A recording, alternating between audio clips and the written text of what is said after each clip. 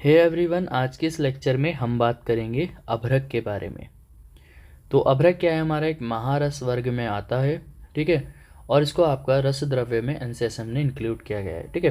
तो रस द्रव्य में आज हम पढ़ेंगे अभ्रक के बारे में, जिसको हम बायोटाइट माइका के नाम से जानते हैं, ठीक है। तो अभ्रक के सबसे पहले हम बात करते हैं पर्याय के बारे में, यानी कि सिनोनियम्स के बारे में। तो इसको क्या कहा गया? अभ्रक, गगन, भृंग, ख, व्योम, वज्र, घन, गिरिज, बहुपत्र, अनंतक, आकाश और अंबर के नाम से जानते हैं। तो इसके जो आपको सिनोनियम्स मिलेंगे वो आपको आकाश के नाम से ज़्यादा मिलेंगे। तो आप सिनोनियम कौन कौन से याद कर सकते हो? जैसे गगन याद कर सकते हो, ख याद कर सकते हो, व्योम याद कर सकते हो, घन याद कर सकते हो, अंबर, आकाश, ठीक है, और गिरिज। तो ये आप सिनोनियम्स याद कर सकते हो। इसका नेचर की बात करते हैं तो कैसा होता है? प्लेटी नेचर होता है।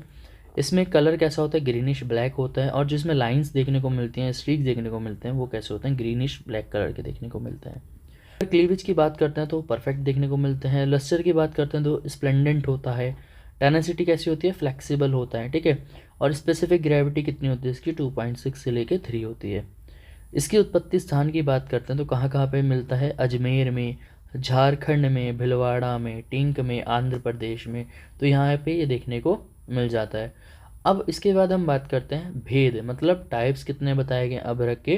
तो अभ्रक के 16 टाइप बताए गए हैं, जिनमें आपके 4 मेजर टाइप्स हैं, ठीक है।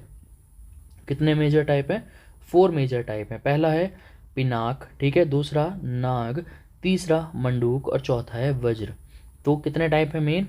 4 टाइप, पिनाक, नाग, मंडूक और वज्र। फर्दर इनके 4 टाइप हैं। जैसे पिनाक के 4 टाइप कौन कौन से? श्वेत, पिनाक, रक्त, पित्त और कृष्ण। इसी तरह नाग के भी सेम 4 हैं, श्वेत, रक्त, पित्त और कृष्ण। इसी तरह मंडूक के भी 4, श्वेत, रक्त, पित्त और कृष्ण। वज्र के भी 4 रहेंगे, श्वेत, रक्त, पित्त और कृष्ण। तो इनके 4 होते हैं। तो पिनाग के बारे में अगर हम बात करते हैं तो जब इसको आप अग्नि पे तपाते हो तो ये बहुत ही जल्दी टूट जाता है, ठीक है। और ये टूट तो जाता है, ठीक है। तो इसकी पहचान क्या होगी कि जब इसको आप तपाओगे तो जल्दी से ये एकदम से टूट जाएगा, इसके पत्र अलग हो जाएंगे, ठीक है। ये क्या करता है? मलबद्धता करता है, मल को बंद कर देगा, आपको कॉन्स्टिपेशन की टाइप में कर देगा। और ये कॉन्स्टिपेशन करके क्या होता है? मारक होता है। तो इसका सेवन नहीं करना चाहिए। इसके बाद है नाग।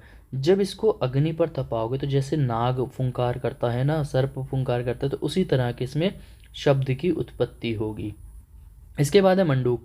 मंडूक मेंढक, मेंढक क्या करता है? उछलता है। तो जब आप इसको अग्नि पर तपाओगे तो मेंढक की भांति उछलता है। और इससे क्या होगा? अगर आप इसका सेवन करोगे तो आपके अश्मरी हो जाएगी, इस स्टोन्स हो जाएंगे, ठीक है।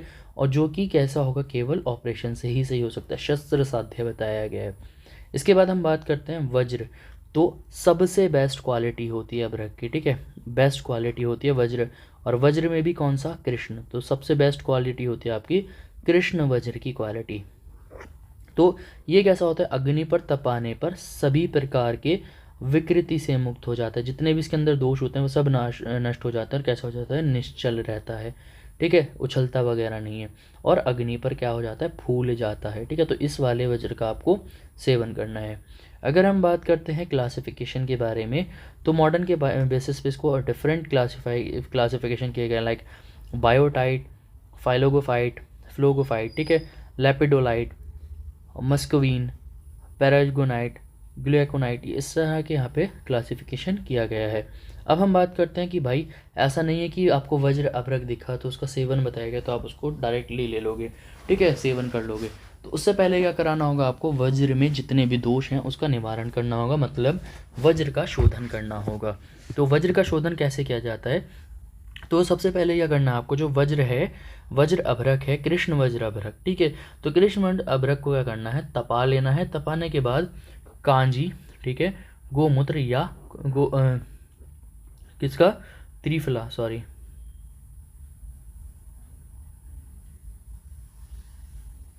या त्रिफला, क्वाथ या गाय के दूध, इनमें से किसी भी एक द्रव्य में उसको बुझा लेना है। और ये कितने टाइम करना है? 7 बार। मतलब पहले आप कृष्ण वज्र अभ्रक जो है आप उसको तपा लो, और जब उसको ठंडा करना हो तो आप उसको कांजी, गोमूत्र, त्रिफलाक्वाथ या गाय के दूध, इनमें डालते रहो। और ये प्रोसेस कितनी बार करना है? 7 बार। पहले तपाया फिर बुझाया, तपाया फिर बुझाया, ठीक है। इसके बाद है अभ्रक का मारण, मतलब किस तरह से हम इसकी ऐश बनाते हैं, किस तरह से हम इसको भस्म का निर्माण करते हैं। तो आपको क्या करना है, जो आपका धान्य का अभ्रक है, तो धान्य का अभ्रक क्या होता है, ये मैंने एक वीडियो इसके ऊपर सेपरेट बनाई है, आप उसमें वहाँ से जाके देख सकते हो। धान्य क्या होता है, धान्य जैसा आपका धनिया होता है ना, कोरिएंडर, इस तरह से छोटी छोटी फॉर्म में अभ्रक को हम निर्माण कर लेते हैं, ठीक है, एक बोरी के थ्रू, एक बोरी से हम छान के उसको इस तरह से निर्माण कर लेते हैं। तो आपको जो धान्य अभ्रक है उसको क्या करना है, कासमर्द के सौरस के साथ उसको मिला लेना है, ठीक है। तो पहले क्या करना है आपको, जो आपका अभ्रक धान्य अभ्रक है उसको कासमर्द के रस के साथ क्या करना है, उसको मिला लेना है। और मिलाने के बाद क्या करना है आपको, उसको शराब संपुट में रख के 10 पुट देने हैं। जब आप उसको 10 पुट मतलब क्या करोगे, जब उसको आप अग्नि पुट कहते हैं, अग्नि को कितने बार दोगे, 10 बार अग्नि दोगे, तो जो आपका अभ्रक है उसका अभ्रक भस्म का निर्माण हो जाएगा, ठीक है। इसके बाद हम बात करते हैं अभ्रक भस्म किस तरह की दिखेगी। तो जो आपकी अभ्रक की भस्म होगी वो होगी आपकी लाल वर्ण की, मतलब रेड कलर की भस्म का निर्माण होगा। देखिए कभी कभी क्या होता है, जब हम भस्म का निर्माण कर रहे हैं तो जो अभ्रक की जो भस्म है उसका कलर नहीं आता, ठीक है, अच्छा कलर नहीं मिलता। तो कलर को ऑब्टेन करने के लिए हम क्या करते हैं, उसमें लोहितीकरण करते हैं, ठीक है। तो लोहितीकरण क्या होता है, ये वो प्रोसेस होता है जिसमें हम क्या करते हैं, किसी भी द्रव्य में भस्म निर्माण करने के बाद उसमें वर्ण की उत्पत्ति मतलब कलर की उत्पत्ति कराते हैं, तो उसको हम कहते हैं लोहितीकरण। तो लोहितीकरण कराने के लिए क्या करना है, आपको नागबला, नागरमोथा, वट का दूध या वट जटा का क्वाथ, इन सब में, या फिर हरिद्रा तथा मंजिष्ठा, इन सब से एक एक करके क्या करना है, आप उसको अभ्रक भस्म को इन सब के साथ एक एक करके मिला के क्या करना है, अग्नि देनी है। जब आप इसको अग्नि दोगे तो जो भस्म होगी वो कैसी बन जाएगी, रक्त वर्ण की भस्म में बन जाएगी, ठीक है। अगर रक्त वर्ण की नहीं मिलती है भस्म तो आप इस तरह से उसमें वर्ण की उत्पत्ति करा सकते हो, ठीक है। इसके बाद है सत्वपातन, मतलब इसका जो सार भाग है अभ्रक का वो किस तरह से एक्सट्रैक्ट करते हैं हम, ठीक है। सार मतलब बिल्कुल विशुद्ध भाग, ठीक है।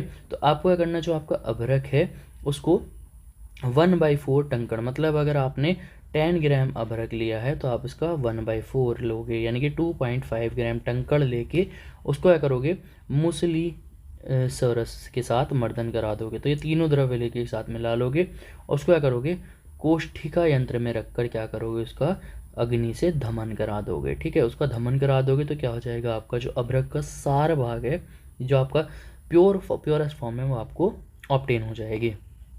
इसके बाद हम बात करते हैं जो हमारे सत्व है उस सत्व का भी शोधन बताया गया। तो सत्व का कैसे शोधन करोगे, सेम मेथड है।